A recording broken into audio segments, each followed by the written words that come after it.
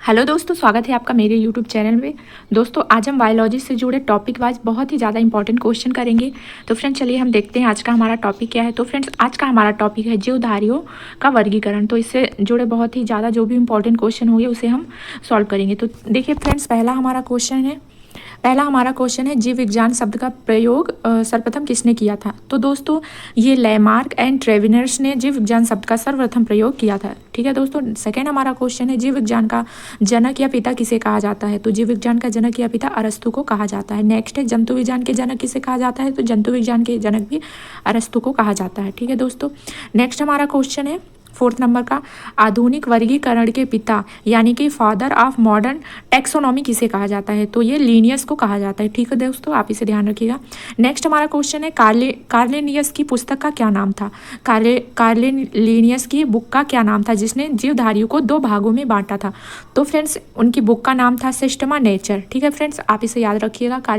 कार्लेनियस जो है उनकी पुस्तक का नाम था सिस्टमा नेचर। ठीक है। नेक्स्ट हमारा क्वेश्चन है वनस्पति विज्ञान का जनक किसे कहा जाता है। ठीक है फ्रेंड्स, तो वनस्पति विज्ञान का जनक जो है वो थियोफ्रेस्टस को कहा जाता है। ठीक है फ्रेंड्स, ध्यान रखिएगा। नेक्स्ट क्वेश्चन है हमारा वैज्ञानिक नामकरण में पहला शब्द व दूसरा शब्द क्या होता है।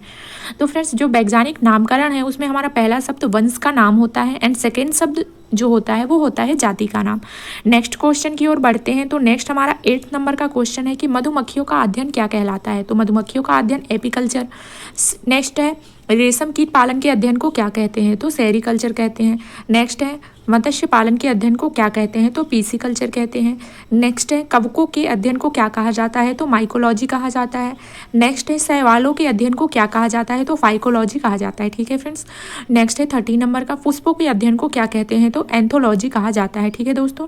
नेक्स्ट हमारा 14 नंबर का क्वेश्चन है कि फलों के अध्ययन को क्या कहते हैं। तो फलों के अध्ययन को पोमोलॉजी कहा जाता है। ठीक है फ्रेंड्स। 15 नंबर का क्वेश्चन है पक्षियों के अध्ययन को क्या कहते हैं। तो पक्षियों के अध्ययन को ऑर्निथोलॉजी कहा जाता है। 16 नंबर का है कीटों के अध्ययन को क्या कहते हैं। तो कीटों के अध्ययन को एंटोमोलॉजी कहा जाता है। ठीक है दोस्तों। नेक्स्ट है वृक्षों व झाड़ियों के अध्ययन को क्या कहते हैं। तो वृक्षों व झाड़ियों के अध्ययन को डेंड्रोलॉजी कहा जाता है। नेक्स्ट है सर्पों के अध्ययन को क्या कहा जाता है। तो सर्पों के अध्ययन को ऑफियोलॉजी कहा जाता है। नेक्स्ट है छिपकलियों के अध्ययन को क्या कहा जाता है। तो छिपकलियों के अध्ययन को सौरोलॉजी कहा जाता है। ठीक है फ्रेंड्स। आप इसे जो सर्वों के अध्ययन को अगर आप इसे ट्रिक से याद करना चाहें तो आपका जैसे सर्फ वगैरह को देख लेते हैं तो आवाज़ निकलती है उफ करके मुंह से, तो आप इसे याद रख सकते हैं। ऐसा ऑफियोलॉजी कहा जाता है अगर आपको अच्छा लगे तो। और छिपकली वाला भी आप इसे ध्यान रख सकते हैं क्योंकि छिपकलियों को देख के अक्सर लोग डर जाते हैं। तो अगर छिपकलियों किसी को डराना हो तो छिपकली दिखा दो तो वो सॉरी सॉरी बोलने लगेगा।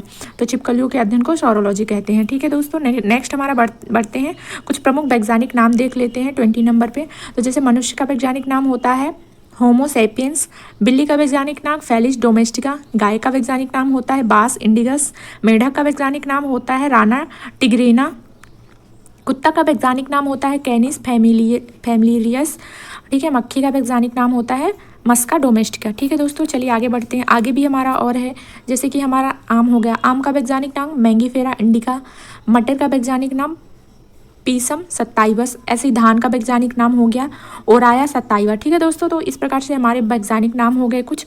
अब इसके आगे और कुछ क्वेश्चन है, जैसे कि 21 नंबर का क्वेश्चन है जीवाणु साइनोबैक्टीरिया तथा आर्कीबैक्टीरिया किस जगत के प्राणी हैं। तो ये जो है जीवाणु साइनोबैक्टीरिया तथा आर्कीबैक्टीरिया ये मोनेरा जगत के प्राणी है। ठीक है दोस्तों। नेक्स्ट है हमारा पादप व जंतु के बीच की कड़ी क्या कहलाती है। तो पादप व जंतु के बीच की कड़ी युगलीना कहलाती है। नेक्स्ट 23 नंबर का क्वेश्चन है शैवाल मांस पुष्पी तथा अपुष्पी बीजी पौधे किस जगत के हैं। तो ये सब जो है ये पादप जगत के हैं। नेक्स्ट क्वेश्चन है हमारा हाइड्रा, जेलीफिश, कृमि, सितारा, मछली, सरीसृप, उभयचर पक्षी तथा स्तनधारी जीव किस जगत के होते हैं। तो दोस्तों ये होते हैं हमारे जंतु जगत के। ठीक है दोस्तों, आप ध्यान रखिएगा।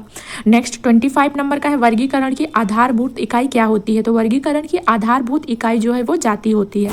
नेक्स्ट क्वेश्चन की ओर बढ़ते हैं। तो नेक्स्ट हमारा क्वेश्चन है 26 नंबर पे, कवक की कोशिका भित्ति किसकी बनी होती है। तो दोस्तों कवक की कोशिका भित्ति काइटिन की बनी होती है। नेक्स्ट है 27 पे, नील हरित शैवाल संबंधित है। तो नील हरित शैवाल जो है वो मोनेरा से संबंधित है। ठीक है दोस्तों, आप इसे ध्यान रखिएगा।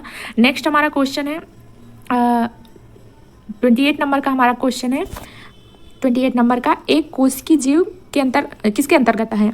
एक कोशिकीय जीव जो है वो प्रोटिस्टा के अंतर्गत आते हैं। ठीक है दोस्तों, नेक्स्ट है हमारा बहुकोशिकीय तथा यूकैरियोटिक जीव, यूकैरियोटिक जंतु किसके अंतर्गत आते हैं? तो ये एनीमिलिया या जंतु के अंतर्गत आते हैं। ठीक है दोस्तों, नेक्स्ट हमारा 30 नंबर का क्वेश्चन है पौधों के अर्धसूत्री